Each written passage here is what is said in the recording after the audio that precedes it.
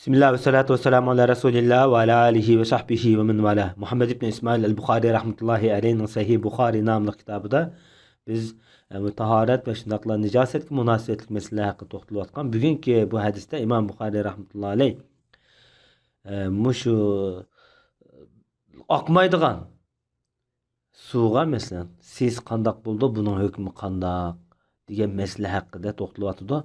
Biz bu bab çokum bir hadisten ilingan. Ondaqda biz bu meselenin qandaqligini bilish uchun biz hadisning o'ziga kirib boqaylik. Bu 238-numurluq hadis. İmam Buxoriy rahmetullahi alayh bizga Abul Yaman hadis so'zlab bergan edi deb shundaq deydi. Bu İmam Buxoriyning buyuk ustozlaridan Hakim ibn Nafi ismi bilan boshda o'tgan. Bu adam deydi hamda bizga Shuayb xabar bergan deydi. Shuayb ibn Abi Hamza nomi bilan mashhur bu Iraqla qissida o'tab bo'lgan boshqa ravininki tarjimali. Bu Shuayb degan adam dedi bizga Abu Zinad xabar bergan dedi. Abu Zinad degan Abdullah ibn Zekwan nomi bilan mashhur bo'lgan bir muhaddis boshda o'tdi. Bu adam deydi hamda bu shu Abu Zinad degan adam haqiqatan Abdurrahman ibn Hurmuzul A'raj bu adamga hadis so'zlab bergan ekan.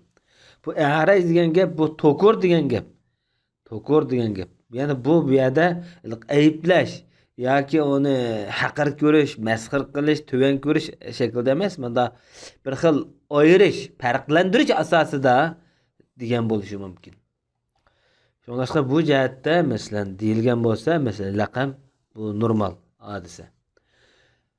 Bu adam hamda bu Abu Zinad so'zlab bergan ekan, hadis so'zlab berib, bu o'zining Abu Hurayra radhiyallohu anhudan anglaganligini debdi. Abu Hurayra payg'ambar alayhisolatu vasallamning mundaq deganligini anglabdi.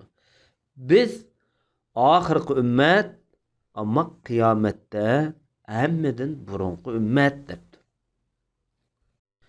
Bu bab bilan hadisniki bu yerda hech qanday bir munosabati yo'q.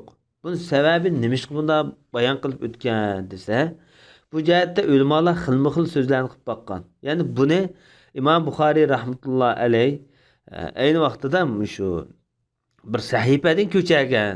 Shu ko'chagan vaqtida shu pit bayon qilgan deguvchilar bo'lgan. Buni Anvar Shah Kashmiri rahmetullohi alayh Fayzul Bariyda bayon qilib o'tibdi. Ammo bir qism ulamolar debdi, balkim Abu Hurayra payg'ambar sollallohu alayhi vasallamdan oshna anglash ehtimoli bilan shu bir lamba tuvandagi hadislar, tarat munosabatli hadislar shuni bir hadis so'zlab bergan bo'lishi mumkin. Bir siyoqda deb bergan bo'lishi mumkin dedi.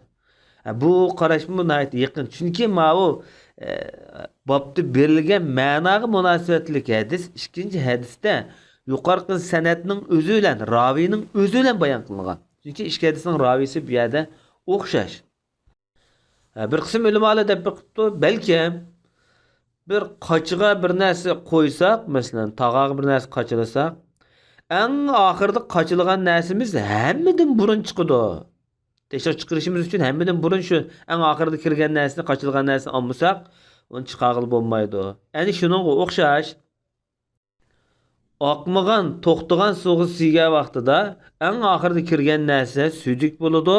Tartağan adamga nisbatan ya qo'lni yuvgan adamga nisbatan uchraydigani, ya'ni shu suydiqning jundisi burun bo'lib uchraydi deb mandami qiyos qilib baqqan. Lekin bu qarashni Ibn Hajar rahmatullohi alayh taza yoqtirmagan. Ya'ni bir qism ulamolar debdi, munosib tupa Bani Isroil qavmi deydi. Ular bizning bunda vaqt jihatda bizning oldimizda bo'lgan bilan, ammo bu Muhammad alayhisolatu vasallamniki ummati mushta oqmagan, ya'ni to'xtagan suvga, ya'ni oqmagan suvga siymasligi bilan, ta'rif sundurmasligi bilan bular Bani Isroil qavmining oldiga o'tib ketgan deb.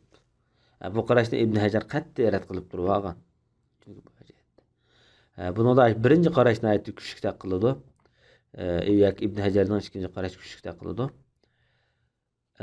Xo'sh, hamda İmam Buxoriy rahmetullohi alayh 239-numurli hadisni rivoyat qilib, yuqorqi isnad bilan deydi. Mana nahnul axiruna sabiqun degan hadisni rivoyat qilgan raviylarning o'zi va tuvandagi hadisning o'zini rivoyat qilgan shu isnad bilan. Bu isnadda, sanatda payg'ambar sollallohu alayhi vasallam degan so'zni qayd qilib, sizlarning biringlar oqmaydigan, to'xtagan, oqmaydigan suvga siyib qo'ymasin. andın bu yerdə juyunadigan avval bolmasa deydi. Bu mesela akmaydigan sular qanday su degan vaqtda masalan kölçeklerning suyları deymiz. Yağmur yig'ilgan bir kichik bir su ambaralari bo'ldi-da Arab yarim orollarida. Kichik.